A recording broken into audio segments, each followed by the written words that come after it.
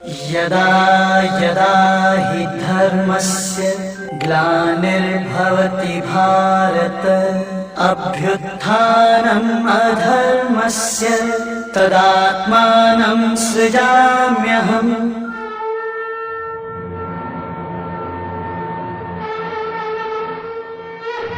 भगवद गीता हम सभी जानते हैं कि ये ज्ञान का खजाना है, पर अधिकतर भारतवासी इसके महत्व को नहीं समझते। भारत में लोग भगवद गीता को एक धार्मिक किताब समझते हैं और इसीलिए वो ये सोचते हैं कि उसमें बस भगवान और उनकी ही बातें लिखी होगी, लेकिन ऐसा बिल्कुल नहीं है।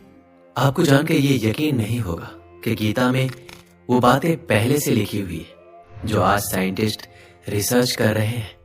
कई ऐसी घटनाओं का जिक्र है जिसे आज घटते देख यकीन नहीं होता है।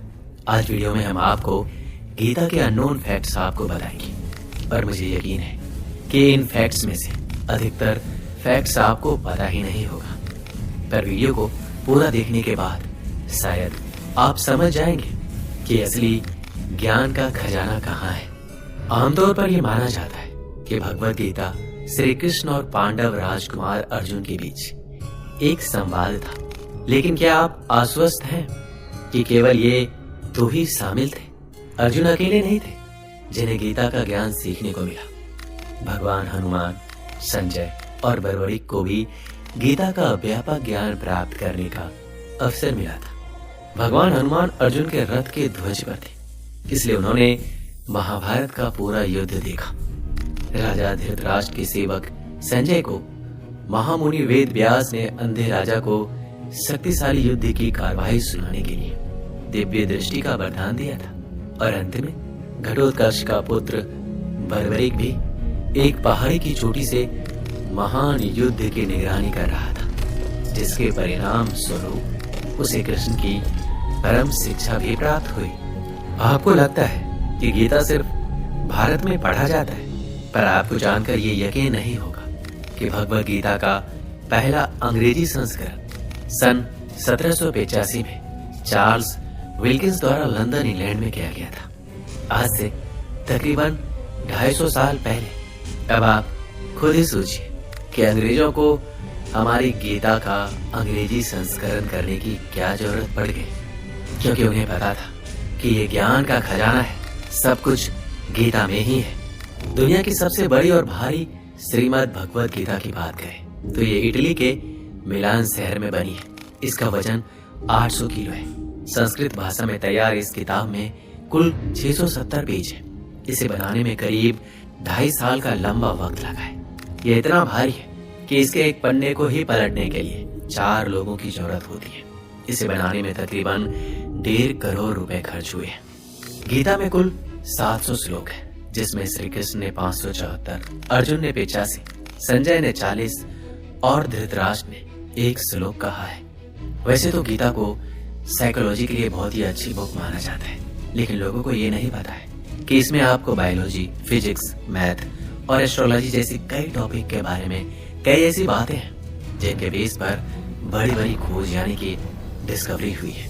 फर्स्ट लॉ ऑफ थर्मोडायनामिक्स कहता है कि एनर्जी को ना तो बनाया जा सकता है ना ही खत्म किया जा सकता है, उसे बस हम एक फॉर्म से दूसरे फॉर्म में कन्वर्ट कर सकते हैं, यानी कि बदल सकते हैं, जिसे हम कंजर्वेशन ऑफ एनर्जी भी कहते हैं। उदाहरण के लिए आपने जनरेटर देखा होगा, उसमें एक मैग्नेटिक कॉपर कॉइल लगी होती है। जब जनरेटर मैकेनिकली ही घूमता है तो उसके साथ वो मैग्नेटिक कॉइल भी घूमती है और उसी से इलेक्ट्रिसिटी पैदा होती है, यानी कि वह मैकेनिकल एनर्जी को इलेक्ट्रिक एनर्जी में कन्वर्ट करता है। इस लॉ को गीता में कुछ इस तरह बताया गया है। भगवद गीता के अध्याय 2 श्लोक 23 में लिखा है कि हमारी आत्मा यानी कि सोल एनर्जी कभी भी खत्म नहीं होती, वह बस अपना शरीर बदलती है। अब अगर आप सोच रहे हो कि यहाँ तो आत्मा की बात हो रही है, तो इसका एनर्जी से क्या लेना देना? आत्मा भी तो एक एनर्जी ही है। मॉडर्न साइंस भी इसे एक एनर्जी ही मानता है, जो कि हमारे मरने के बाद हमारी बॉडी से रिलीज होती है। अब चाहे वो बड़े अमाउंट में हो या फिर छोटे अमाउंट में, लेकिन कोई तो ऐसी एनर्जी है जो हमारी बॉडी से रिलीज होती है। इसे आप ध्यान से समझो, क्योंकि इतने सालों पहले किसी ने यह आइडिया यानी कि इस थ्योरी का बेस दिया था, जिसे आज मॉडिफाई रूप से आप कंजर्वेशन ऑफ एनर्जी बोलते हैं।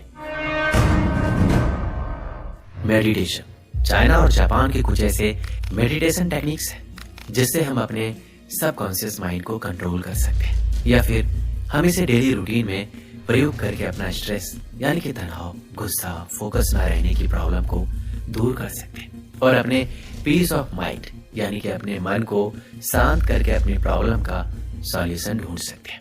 लेकिन भगवत गीता के अध्याय 6 जिसका नाम है ध्यान योग, उसमें इन टेक्निक्स की सारी डिटेल और उसके फायदे बताए गए। ऐसी टेक्निक्स जिसे चाइना और जापान अपना बताते हैं, असल में वो सभी साइंटिफिक टेक्निक को गीता के चैप्टर 6 में बहुत ही अच्छे से समझाया गया है। सिमुलेशन एलन मस्क और स्टीफन हॉकिंग जैसे बड़े फ्यूचरिस्टिक यानी कि हमेशा दूर की सोचने वाले लोगों ने ये कहा है कि हमारी दुनिया एक मायाजाल यानी एक सिमुलेशन हो सकती है। सिमुलेशन का मतलब होता है जहां हम सोचने पर मजबूर हो जाते हैं कि कहीं हमारी ये दुनिया एक सिमुलेशन यानी कंप्यूटर प्रोग्राम तो नहीं है। भागवत गीता में भगवान श्री कृष्ण ने इस दुनिया को एक मायाजाल यानी कि मैट्रिक्स बताया।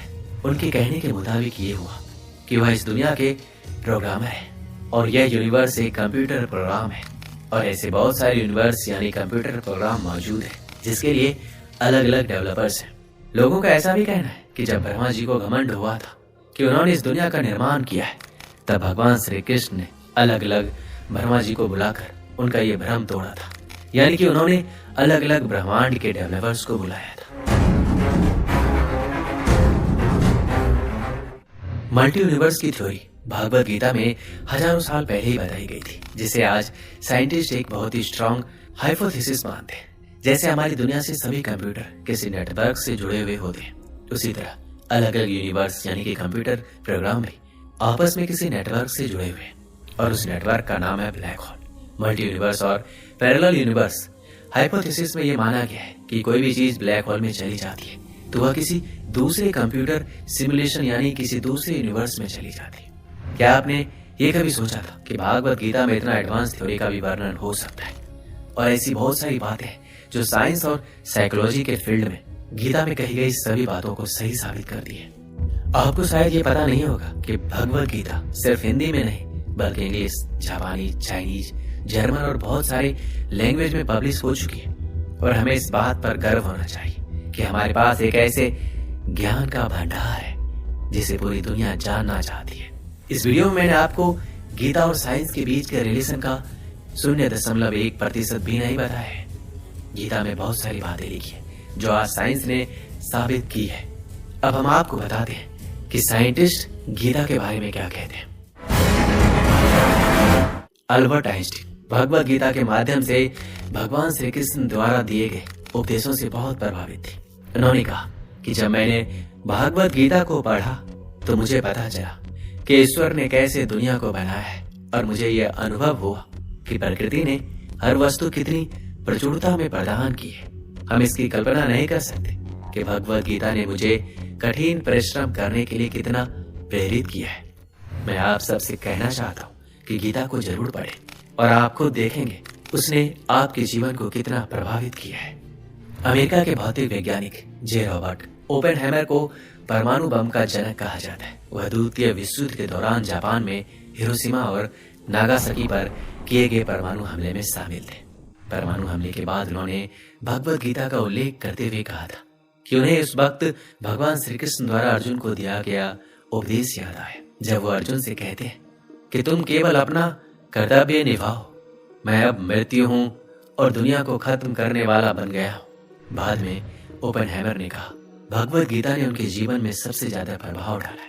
ओपेनहाइमर ने परमाणु विस्फोट के प्रयोग की सफलता के बाद गीता के इस श्लोक का भी उल्लेख किया था, मैं लोगों का नाश करने वाला बढ़ा हुआ महाकाल हूँ, इस समय इन लोगों को नष्ट करने के लिए प्रवृत्त हुआ हूँ। इसलिए जो प्रतिपक्षियों की सेना में स्थित योद्धा लोग हैं वो सब तेरे बिना नहीं